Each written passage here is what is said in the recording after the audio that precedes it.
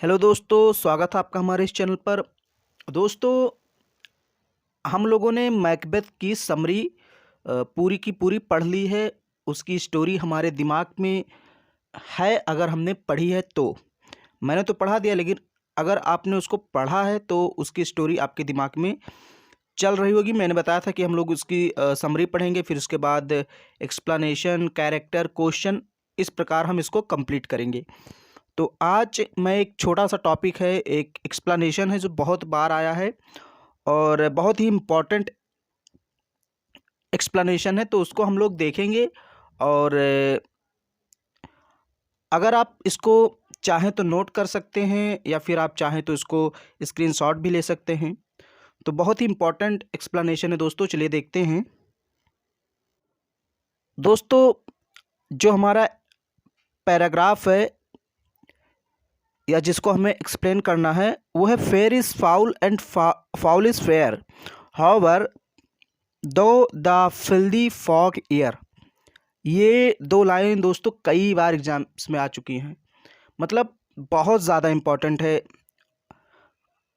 अगर समझ लीजिए पिछली बार नहीं आया है तो इस बार आएगा, मीन्स एक वर्ष छोड़ करके दूसरे वर्ष तो ये आता ही आता है। Fair is foul and foul is fair, hover through the filthy fog air. तो इसको हम लोग को एक्सप्लेन करना है, इतना आपको दिया रहेगा और इसको आपको एक्सप्लेन करना रहेगा। तो दोस्तों, अब एक्सप्लेन के दो मेथड होते हैं। एक तो होता है रेफरेंस कॉन्टेक्स्ट, जैसा कि आप देख रहे हैं अलग अलग है दोनों।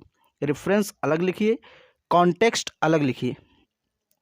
और एक मेथड होता है कि आप रेफरेंस टू द कॉन्टेक्स्ट ऐसा लिखिए, मतलब दोनों को मिला दीजिए, reference to the context. Heading क्या डालनी पड़ेगी? रेफरेंस टू द कॉन्टेक्स्ट, ऐसा आप लिख सकते हैं। और अगर आप अलग लिखते हैं तो और अच्छा है। तो सबसे पहली हेडिंग आपको डालनी पड़ेगी रेफरेंस। ओके, अगर आप अलग अलग लिखते हैं तो रेफरेंस। और रेफरेंस में दोस्तों क्या लिखना रहता है कि ये जो लाइन है, ये जो पैराग्राफ है, पैसेज है, ये कहाँ से लिया गया है, कहाँ से लिया गया है। ओके, तो अब चूंकि मैकबेथ इतना तो पता है मैकबेथ से लिया गया है, लेकिन आपको यहाँ मैकबेथ ही नहीं लिखना है। मैकबेथ में आपको ये बताना पड़ेगा कि ये किस सीन से और किस एक्ट से लिया गया है, क्योंकि मैकबेथ में सीन और एक्ट हैं। मैकबेथ एक ड्रामा है और ड्रामा में आपको पता है कि एक्ट होता है, सीन होता है। तो आपको ये बताना पड़ेगा। जैसे दीज लाइन्स आपको लिखना है रेफरेंस में, these lines occur in Shakespeare's famous tragedy Macbeth. यानी कि ये लाइनें किससे ली गई हैं? मैकबेथ के बहुत ही प्रसिद्ध ट्रेजेडी यानी दुखांत नाटक मैकबेथ से। In the first scene of the first act, और ये कहाँ से है? फर्स्ट सीन फर्स्ट एक्ट, मतलब पहला एक्ट और पहला सीन से ये लाइनें ली गई हैं। पहला एक्ट भी है और सीन भी पहला है। जैसे एक एक्ट होता है, उसके अंतर्गत कई सीन होते हैं। ओके, तो इतना समझिए। तो ये जो लाइनें ली गई हैं, ये फर्स्ट एक्ट से फर्स्ट सीन से ली गई हैं। इतना आपको लिख देना है। These lines occur in Shakespeare's famous tragedy Macbeth in the first scene of the first act. उसके बाद दूसरी हेडिंग आपको डालनी पड़ेगी कॉन्टेक्स्ट। कॉन्टेक्स्ट को कहते हैं, एक प्रकार से आप कह सकते हैं, थोड़ा सा आपको इसके बारे में बताना पड़ेगा कि आखिर इन लाइनों का क्या उद्देश्य है, क्या लाइनें, ये लाइनें क्या कहना चाहती हैं। थोड़ा सा आपको लिखना पड़ेगा, थोड़ा सा लिखना पड़ेगा इन लाइनों के बारे में कि इस लाइन में क्या बताया जा रहा है। ओके, कॉन्टेक्स्ट में आपको यही लिखना पड़ेगा।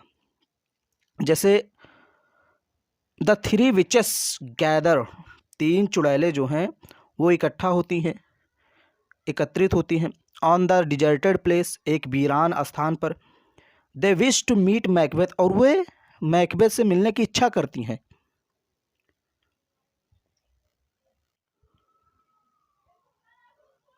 On the sorry when the tumults of the battle have finished, जब जो युद्ध है वो समाप्त हो जाएगा।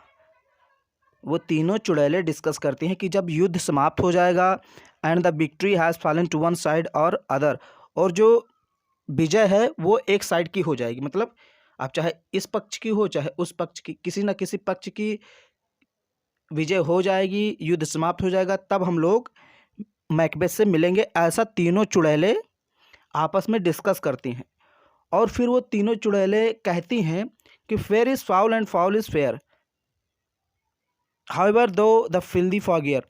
कहती हैं कि जो चीज़ें संसार के लिए अच्छी हैं वो चीज़ें हमारे लिए बुरी हैं, और जो चीज़ें हमारे लिए बुरी हैं वो चीज़ें संसार के लिए अच्छी हैं, ऐसा कुछ ये लोग कहती हैं। तो उसी को हम लोग को एक्सप्लेन करना, चलिए देखते हैं एक्सप्लेनेशन। एक्सप्लेनेशन में आपको लिखना है दोस्तों, इन दीज लाइन्स, इन लाइनों में, ऑल थ्री विचेस ज्वाइंटली से, तीनों चुड़ैलें एक साथ कहती हैं that they shall meet Macbeth, कि वे मैकबेथ से मिलेंगी ऑन द बैरन हीथ, यानी कि बंजर भूमि पर, बंजर भूमि जो बहुत अनुपजाऊ हो, जहाँ अनाज वनाज ना उपजता हो, वहाँ पर एक वीरान एरिया में ये लोग मैकबेथ से मिलेंगी तीनों चुड़ैलें। वे तीनों आपस में डिस्कस करती हैं। The sole purpose of the meeting of the witches shall be to bring disturbance in Macbeth's life, और उनका उद्देश्य क्या होगा, उनका एकमात्र उद्देश्य होगा मैकबेथ के जीवन में डिस्टर्बेंस लाना, मतलब मैकबेथ को बर्बाद करना, उनका एक ही उद्देश्य होगा। दे मेक इट क्लियर, वे स्पष्ट करती हैं दैट कि what is bad for the others, जो चीज़ें दूसरों के लिए बैड हैं, बुरी हैं, इज़ गुड फॉर देम, वे चीज़ें उनके लिए अच्छी हैं। And what is good for others, और जो चीज़ें दूसरों के लिए अच्छी हैं, इज़ बैड फॉर देम, वो चीज़ें उनके लिए बुरी हैं। मतलब वो कहते हैं जो संसार के लिए अच्छा है वो हमारे लिए बुरा है, और जो हमारे लिए अच्छा है वो संसार के लिए बुरा है। कहने का मतलब वे ये लाइनें इसलिए कहती हैं क्योंकि वो मैकबेथ का पतन चाहती थी। तो दोस्तों एक्सप्लेनेशन, ये एक एक्सप्लेनेशन था, बहुत शॉर्ट वीडियो है, तो इसमें आपको बस इतना ही लिखना है, कुछ खास नहीं करना रहता है। ओके, तो इसके बाद मैं एक वीडियो लाऊंगा जिसमें आपको कम से कम 3-4 एक्सप्लेनेशन होंगे।